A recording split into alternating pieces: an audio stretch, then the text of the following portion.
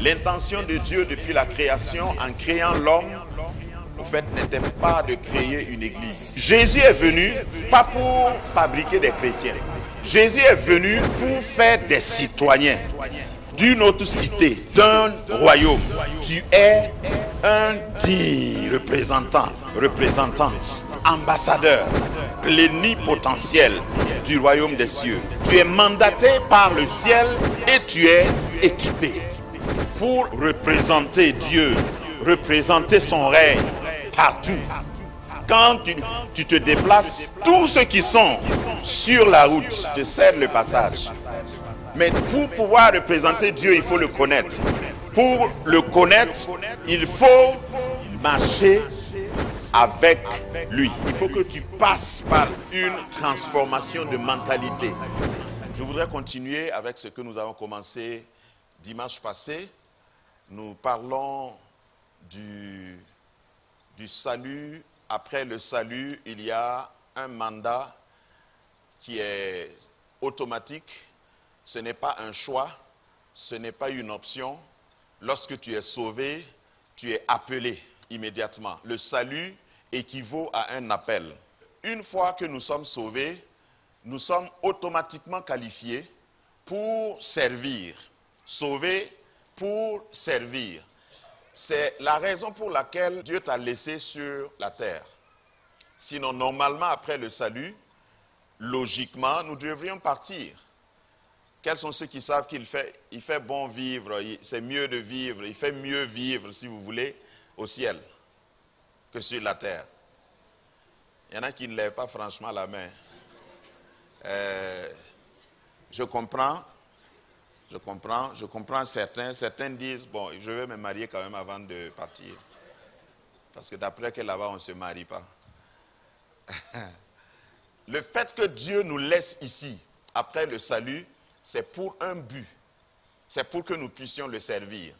Donc, à partir du moment où tu dis que tu es sauvé, tu es automatiquement qualifié pour être serviteur, servante de Dieu. Dimanche passé, nous avons fondé cela bibliquement. Nous avons parlé des fondements bibliques et nous avons dit que Dieu, dès les premiers instants, dès la promulgation de la loi, Dieu disait, tu ne serviras pas d'autre Dieu. Parce que je suis ton Dieu, tu es sauvé et tu dois servir le Dieu unique, le Dieu tout-puissant. Nous avons vu cela dans Deutéronome 5, versets 8 à 10. Nous avons vu également dans le Nouveau Testament que Jésus a donné l'exemple. Jésus a voulu que nous le servions. Il a donné l'exemple en lavant les pieds de ses disciples. Jésus, le roi, le maître, s'abaisse pour laver les pieds de ses disciples. Et la grande leçon, lui-même l'a dit à la fin, je vous ai fait cela. Vous m'appelez maître, mais je vous ai fait ce que j'ai fait là pour vous dire que vous devez servir les autres. Vous devez vous servir les uns les autres. Dans Jean chapitre 4, verset 24, en rappel, Jésus dira, Dieu est esprit et il faut que ceux qui l'adorent, l'adorent en esprit et en vérité. Et j'ai dit que l'adoration en esprit, la plupart des chrétiens, nous savons bien le faire. Mais l'adoration en vérité, il n'y a pas beaucoup de chrétiens qui le font. Adorer en vérité, c'est quoi? C'est conformer tes actes à ta parole. Faire exactement dans les actes, accomplir ce que tu as dit. Si tu viens dans la maison de Dieu et tu dis, Seigneur, je me donne tout entier à toi. Seigneur, je m'abandonne entièrement à toi. Je m'abandonne à toi. Tu peux m'utiliser. Je m'abandonne à toi. On peut chanter ça? Je m'abandonne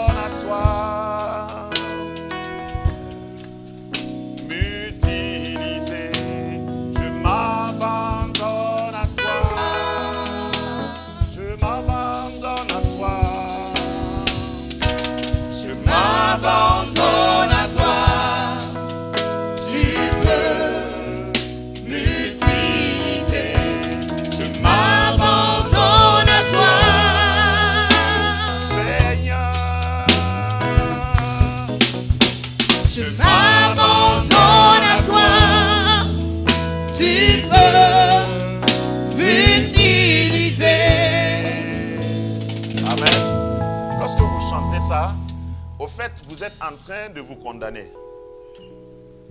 Parce que quand tu dis, je m'abandonne à toi, il y a un couplet qui dit, voici, prends ma vie, tout mon être, que ma vie soit à toi, quelque chose comme ça. Les anges sont à côté et puis ils regardent. Ils disent, ah ouais, on a de nouveaux recrues. Ils attendent après le culte. Ils veulent te suivre pour voir si vraiment tu t'es abandonné. C'est ça, adorer en vérité. Adorer en esprit, là, c'est quand tu es là, tu fermes les yeux et puis ton voisin dit, waouh, il est spirituel. Regardez comment il est consacré. Nous tous, nous sommes témoins de ça. Mais après, est-ce que dans ton atelier, tu t'abandonnes à lui? Dans ta façon de faire, est-ce qu'à la maison, tu t'abandonnes à lui? Dans ta façon même de traiter tes serviteurs, tes servantes, est-ce que dans ta voiture en conduisant, quelqu'un qui coupe ta priorité, tu n'insultes pas ses parents? C'est ça, adorer en vérité. Les anges, ou bien vous ne savez pas que les anges nous accompagnent. Surtout moi quand je suis dans ma voiture, surtout quand je voyage, je demande toujours aux anges de prendre place. Voilà, dans les sièges, même s'il y a des gens avec moi, puisque les anges sont esprits, voilà, allons-y. Je ne suis pas seul, je ne marche pas seul. Donc quand ils sont là avec toi, qu'est-ce qu'ils constatent? Est-ce que ton adoration est en vérité? Les vrais chrétiens, je l'ai enseigné ici, n'ont pas de dichotomie entre leur vie civile, leur vie de tous les jours et leur vie chrétienne. Un chrétien est chrétien partout, à tout moment, même quand il dort, il doit dormir chrétiennement. Quand tu manges, tu dois manger comme quelqu'un qui connaît, qui est en connexion avec Dieu. C'est ça, adorer en vérité. Sinon, adorer en esprit, là, on est vraiment expert. Il y a des gens, quand vous les regardez adorer, vous allez dire, waouh, moi je n'ai rien fait d'abord. Mais ce qui intéresse le Seigneur, c'est là où tu vas, là où tu vis. Les statistiques montrent que même les chrétiens les plus engagés ne passent pas plus de 10 heures par semaine à l'église. 10 heures. Même si tu veux venir à toutes les réunions ici, ça ne va pas dépasser 10 heures. 10 heures, ça correspond pour certains à un jour de travail. Certains parmi nous, quand nous allons au travail, nous faisons 10 heures pleines. Les autres heures de la vie, de la semaine, tu les passes où? Si c'est ici seulement que tu adores, tu n'as pas adoré. C'est pourquoi nous parlons du service. Sauvé pour servir. Ça, c'était un rappel. Et Jésus lui-même l'a démontré. Il a s'inséré d'une serviette. Et je vous ai expliqué le contexte culturel, pourquoi on lave les pieds. C'était normalement dévolu. C'est une responsabilité qui incombait les esclaves, les serviteurs dans une maison. Jésus lui-même a lavé les pieds. Et les pieds, c'est dans la culture juive la partie la plus contaminée du corps, la plus sale du corps. Les pieds témoignent de tout ce que tu as fait. Ton visage peut ne pas témoigner de tout ce que tu as fait hier et avant-hier, le chemin que tu as parcouru, mais les pieds sont témoins. J'ai des chaussures qui témoignent de là où je suis venu. Si vous portez des chaussures et vous allez quelque part, très loin, les chaussures sont des témoins silencieux. Donc, Jésus lave les pieds pour dire que votre passé ne le dérange pas. Si je devais projeter le passé de certaines personnes sur l'écran ici, il y en a qui vont partir avant la projection. Ils vont dire, je ne savais pas que c'était comme ça ici. Et puis sortir. Parce qu'il y a des choses dans notre passé que nous voulons cacher. Mais Dieu, Jésus, notre Seigneur, n'a pas honte de ton passé. Donc c'est un service complet que Jésus a donné pour donner un exemple.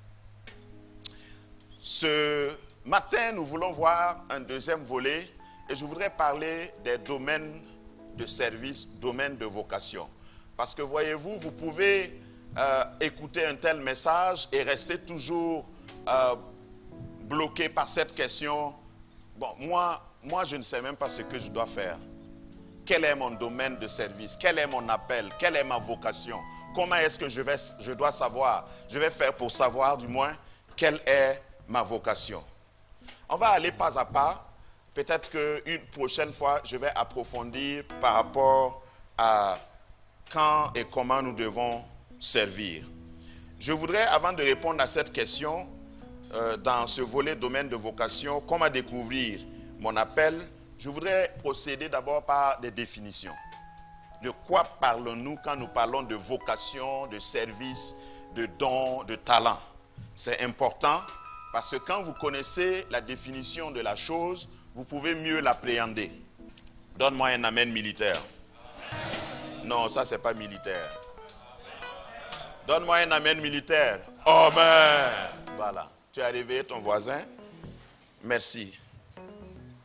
La vocation, c'est la destination d'un être, ce vers quoi sa nature ou le destin semble l'appeler. La destination d'un être, ce vers quoi la nature ou le destin semble l'appeler. Ça, c'est une définition séculaire, ce n'est pas de la Bible. La définition des dictionnaires, de certains dictionnaires français, stipule que quand on parle de vocation, d'appel, c'est la destination. Ça parle de la destination de l'être, de l'homme, de la femme. Ce vers quoi sa nature ou le destin semble l'appeler. Il y a des gens, quand vous les voyez, vous pouvez déjà imaginer ce qu'ils peuvent faire. Et il y a des gens, quand vous les voyez et ils ne font pas ce que normalement ils doivent faire, vous êtes choqués. Amen. Ensuite, la vocation et l'appel, c'est un appel particulier venant de Dieu. Ça, c'est la définition biblique. Appel particulier venant de Dieu. Et dans la Bible, vocation est synonyme d'élection. Nous avons été élus. Et d'ailleurs, on nous appelle une race élue, un sacerdoce royal, une nation sainte. Troisièmement, la vocation ou l'appel, c'est le mouvement intérieur par lequel l'être humain se sent appelé par Dieu. Le mouvement intérieur, tu le sens en toi. Ce n'est pas quelqu'un ou les circonstances même qui vont te le dire, mais tu le sens en toi. Qui sent quelque chose de la part de Dieu? Ok. Que Dieu t'aide à sentir si tu n'as pas levé la main. Parce qu'en toi, il y a un appel profond. Il y a quelque chose qui ne dépend même pas de tes parents. C'est quelque chose qui est en toi. Je vais expliquer ça simplement tout à l'heure.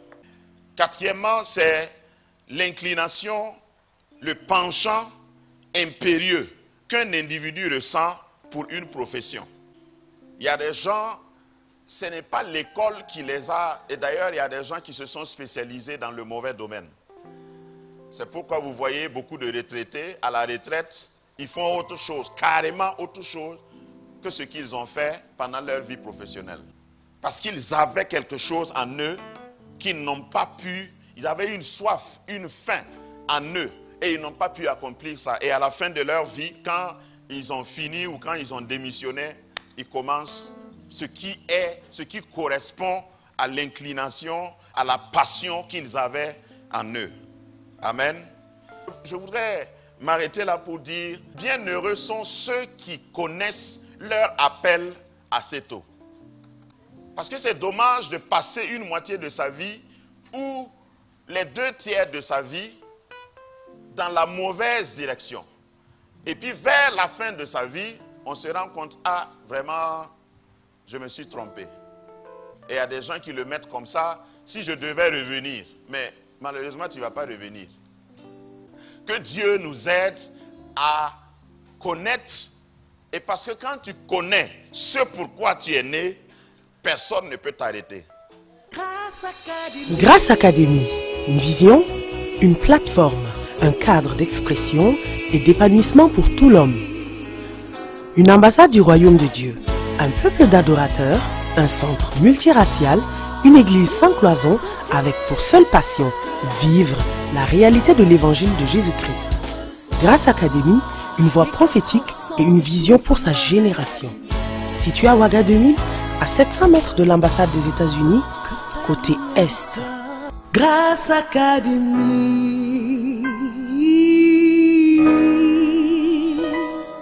Il y a une étape où aussi les miracle. Il y a une autre étape où on décide de connaître le Dieu de miracle. Et c'est ma détermination. Est-ce que tu connais l'auteur du miracle dans ta vie? Parce que quand tu connais cet auteur, le jour même qu'il ne fait pas de miracle, tu es calme. Personne ne peut t'arrêter. Et en réalité, je peux extrapoler pour dire, par exemple, pour le ministère, il faut avoir un appel d'abord. Une école biblique ne fait pas de quelqu'un un pasteur. Un diplôme ne fait pas de lui un pasteur. Un titre ne fait pas de lui un pasteur. Je ne suis pas contre les doctorats, mais je crois que ce n'est pas ça qui va faire de toi ministre de Dieu. Je vous garantis qu'il y a des ménagères qui ont un doctorat à la maison. Quand tu rentres dans la maison, tu sais que celle qui est là, elle n'a pas de diplôme. Elle n'est pas allée à l'école. Mais ce qu'elle fait à la maison, elle mérite un doctorat. Malheureusement, on ne donne pas à ces personnes-là des doctorats. J'ai souvent dit aux gens, quand on vous demande, surtout aux dames, quand on vous demande qu'est-ce que vous faites, il ne faut pas dire, moi je ne travaille pas. Pourtant, elle a 4 enfants. Elle s'occupe de son mari, elle élève les enfants, elle tient bien la maison. Il y a des gens qui ne peuvent pas faire ça. Donc, la vocation ne dépend pas de ton titre, ça ne dépend pas de l'école où tu es allé, ça ne dépend même pas de ton diplôme. De toute façon, vous et moi, on connaît des docteurs qui ne sont pas doctorables. Vous n'avez jamais vu. Un docteur intel, et puis quand vous le regardez, vous dites, comment il a eu son doctorat? Amen. Donc ici, je ne parle pas des titres, je ne parle pas des positions, je ne parle pas des diplômes. Donc décomplexe-toi, dis à ton voisin, décomplexe-toi. On ne va pas demander, ici, on ne va pas demander quel diplôme tu as, quel niveau tu as avant. Ça, c'est un système que le monde a mis pour diminuer les gens. Vous savez que dans les systèmes de valeurs selon le monde, quand on te rencontre, on pose 2 ou 3 questions et on te classe. Vous avez quel niveau? Ça, c'est une question. Quelqu'un te rencontre et il dit, tu as quel niveau? Si tu dis, j'ai fait seulement la 3e, tu dis, oh, ok. Donc, on t'a classé déjà. Je ne suis pas allé loin dans les études. Ah, ça se voit. Ça, c'est le classement des hommes. Mais Dieu voit au-delà de ça. Si tu lis dans Jérémie, par exemple, Dieu dit à Jérémie, avant que tu n'ailles à l'école, moi, je t'avais déjà diplômé. Je t'avais déjà qualifié. Avant que tu n'ailles à la maternelle, petite section, c'est là-bas qu'on commence, non? Moi, je te connaissais déjà. Je t'avais déjà choisi. Je t'avais déjà établi. Waouh! Moi, je préfère servir un Dieu comme ça. Dis à ton voisin, tu ne me connais pas. Il faut laisser comme ça, il ne faut pas commenter. Il faut dire seulement, tu ne me connais pas.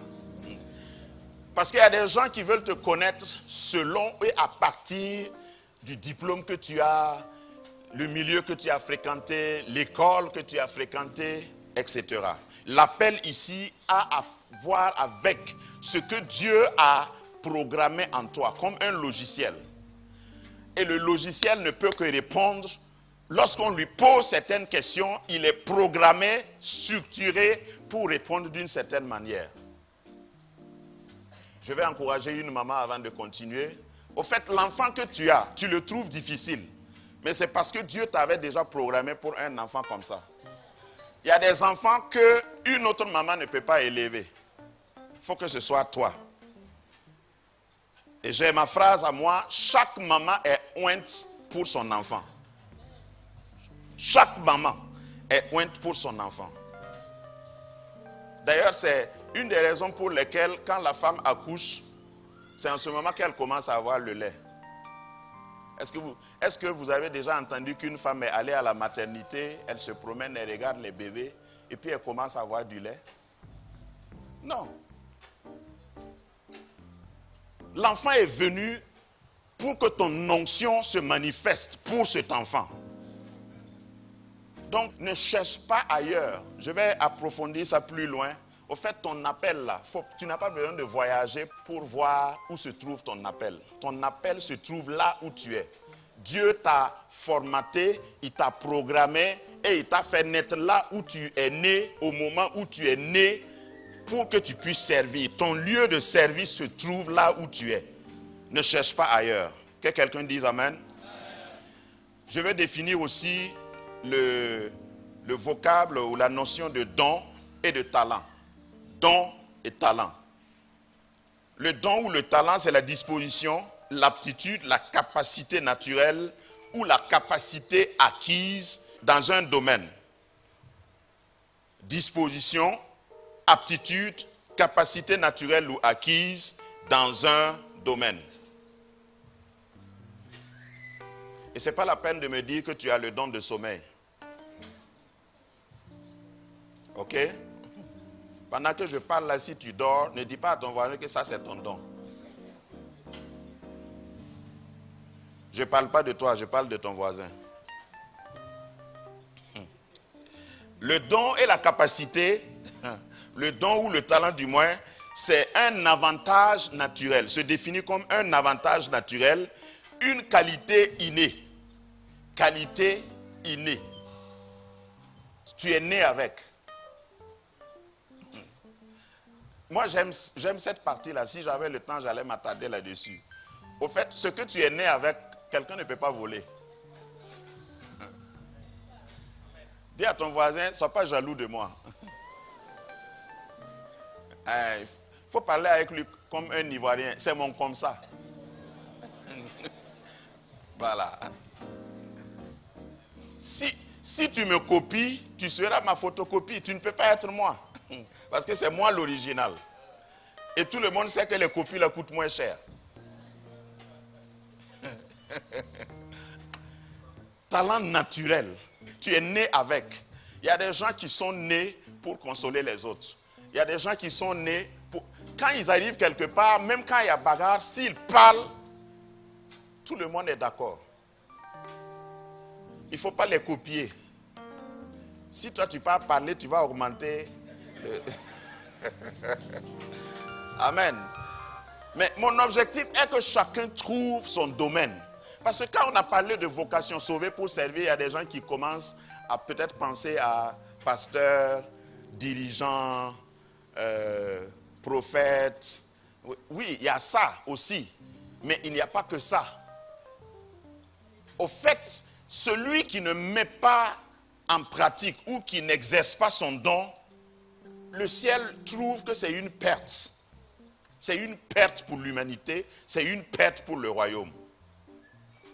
Amen. Que Dieu t'aide à trouver ton don. Alors, comment faire pour trouver mon don? Je vais répondre maintenant à cette question après ces définitions succinctes.